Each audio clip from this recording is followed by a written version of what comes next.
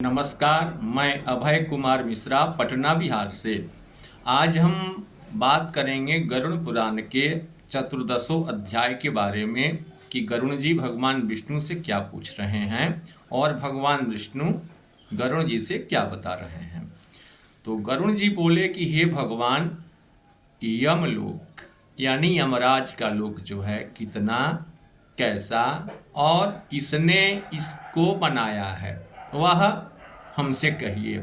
जमराज की सभा कैसी है, उस सभा में किसके साथ जमराज बैठते हैं।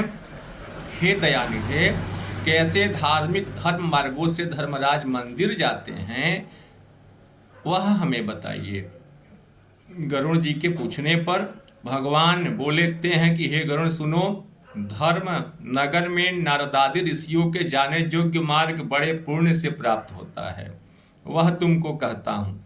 दक्षिण और नृत्य कोण के मध्य में यमराज का घर है। वह हीरा आदि मणियों से निर्मित देवदानों से अभेद्य है। वह नगर चतुष्कोण है, उसके 4 दरवाजे हैं। यमराज के घर के 4 दरवाजे हैं। ऊंचे प्रकार से वैशिष्ट 400 कोस लंबा तथा चौड़ा यमराज का घर है।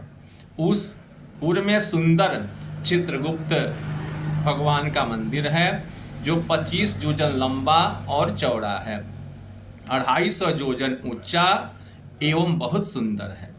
लोह प्रकार से विशिष्ट है, जिसमें छोटी छोटी बहुत गलियां हैं और ध्वजा पताका से विभूषित है।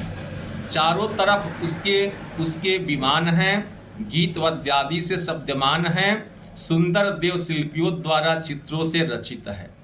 उद्यान उपवनादि द्वारा रमणीय है। वहाँ अनेक तरह के पक्षीगण शब्द कर रहे हैं, जिसके चारों तरफ गंधर्व अप्सरा गाना गा रही है। ऐसा वह चित्रगुप्त का भवन है। उस सभा में परमाद्भुत अपने आसन पर चित्रगुप्त बैठा हुआ सब प्राणियों की आयु की ठीक ठीक गणना करता है।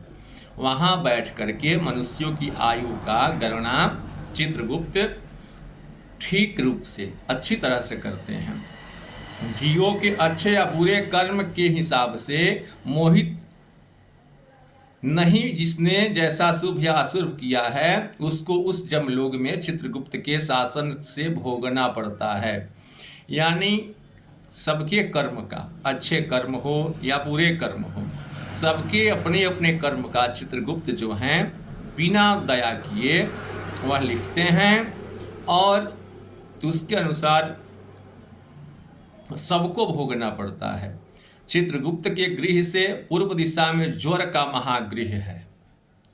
चित्रगुप्त के घर से पूरब के दिशा में ज्वर यानी बुखार, मलेरिया, टाइफाइड इत्यादि का घर है, महागृह है। दक्षिण दिशा में सूख रोग का घर है, मकड़ी रोग का घर है, चेचक रोग का घर है और घाव इत्यादि का घर है।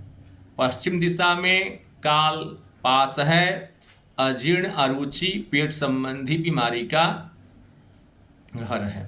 उत्तर दिशा में राज रोग का घर है, पांडु रोग, जॉन्डिस इत्यादि रोग का घर है। ईशान कोण में मानसिक रोग का घर है, एंजाइटी, डिप्रेशन, हाइपरटेंशन, पागलपन इत्यादि का घर है। अग्नि कोण में मूर्छा रोग का घर है, बेहोश होना, दांत लगना, गिर जाना इत्यादि का घर है। नृत्य कोण में अतिसार रोग का घर है। वाव्य कोण में शीत ज्वर, दाह ज्वर और अनेक व्याधियों से विशिष्ट जो है घर है। चित्रगुप्त सब प्राणियों का शुभ अशुभ लिखते हैं। चित्रगुप्त के गृह से 20 योजन आगे बड़ा सुंदर धर्मराज का मंदिर है, यमराज का मंदिर है। वह दिव्य रत्नमय सुवर्ण कांति के समान कांतित है। 200 योजन लंबा, चौड़ा और 50 योजन ऊंचा है। वैदुर्ण मणि से रचित 1000 स्तंभ सुवर्ण से अलंकृत हाम्य और प्रसाद गृह से युक्त हैं। शरद ऋतु के अभ्र जैसी शोभा तथा सुवर्ण कलश द्वारा सुमनोहर चित्र स्फटिक मणियों मणि की श्रेणियों भी मणि से सुशोभित हो लाल है। मोतियों की जालियों से जड़ित खिड़कियां हैं तथा ध्वजा पताका से विभूषित घंटाओं से शब्दमान सुवर्ण तोरण से अलंकृत है। अनेक प्रकार के आश्चर्यजनक सुवर्ण के हजारों कीवाणें तथा वृक्षलता वृक्षों से सुशोभित हैं। इस तरह अनेक तरह के भूषण आदि से विभूषित विश्वकर्मा ने आत्मजोग प्रभाव से निर्माण किया। भगवान विश्वकर्मा का बनाया हुआ यमराज का पूरी है घर है। जिस मंदिर में एक सभा में 100 योजन लंबी सूर्य के तुल्य प्रकाशमान और अत्यंत आनंद देने वाली है, अति शीत न अतुष्ण परंतु अत्यंत मन को हर्षित करने वाली, जिस शोभा में सुख जरा क्षुधा तृषा अप्रिय आदि नहीं है, उस सभा में देवता मनुष्य के रस सहित भक्ष्य भोज्य सब पदार्थ परिपूर्ण हैं। मधुर शीत जलज उष्ण जल भी तथा पूर्ण वाले शब्दादि भी हैं। उस सभा में यमराज के सभा में और कामना को परिपूर्ण करने वाले वृक्षादि भी रोपे गए हैं। हे गरुण, वहाँ किसी को भी व्यथा नहीं होती, सबके इच्छा अनुकूल सभा है, जिसको बहुत समय तक तप कर विश्वकर्मा ने रचा है। उग्र तपस्वी जुब्रती सत्यवती शांत स्वरूपी सन्यासी सिद्ध और अच्छे कर्म करने वाले ऐसे जीव वहाँ जाते हैं। सब प्राणीगण प्रकाशमान देह युक्त हैं, वस्त्र अलंकार सहित स्वकर्म पुण्य से वहां शोभित होते हुए रहते हैं। उस सभा के मध्य में अनुपमा युक्त धर्म भगवान सिंहासन पर विराजमान हैं। वह 10 योजन विस्तृत सब रत्नों से अलंकृत हैं। सत्पुरुष में श्रेष्ठ धर्मराज आसन पर सिर पर छत्र कुंडल से सुशोभित अमूल मुकुटों से अलंकृत नील मेघ के समान क्रांति जिसकी अलंकृत युक्त तथा हाथों में पंखा लेकर अप्सराएं पवन कर रही है। गंधर्वों का झुंड अप्सराओं का समूह गीत और नृत्य से धर्मराज की सेवा कर रही है। पास हाथ में लिए हुए मृत्यु बलि कालचित्र विचित्र वाले चित्रगुप्त से धर्मराज सेवित हैं। अन्य भयानक दूत दंड को लिए हुए अपने कथानुसार चलने वाले आपके तुल्य बद वाले नाना प्रकार के सुभटों से व्याप्त हैं। हे गरुणे, पितर सोमपा स्वधांत वहिष्वद इत्यादि मृत्य अमृत्य सभासद हैं। अर्मादि पितृगण मूर्तिधारण तथा दूसरे अंगिरस मुनिसरों के सहित धर्मराज की सेवा करते हैं। अत्रि वशिष्ठ पुलह दक्ष क्रतु भृगु पुलस्त अगस्त नारद ये ऋषि अन्य भी बहुत ऋषिगण धर्मराज सभा में हैं। उनकी नाम संख्या कर्म से नहीं की जा सकती। धर्मशास्त्र की व्याख्या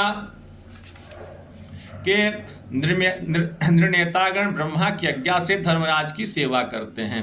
सभा में सूर्यवंशी और चंद्रवंशी राजा धर्मराज की सेवा करते हैं।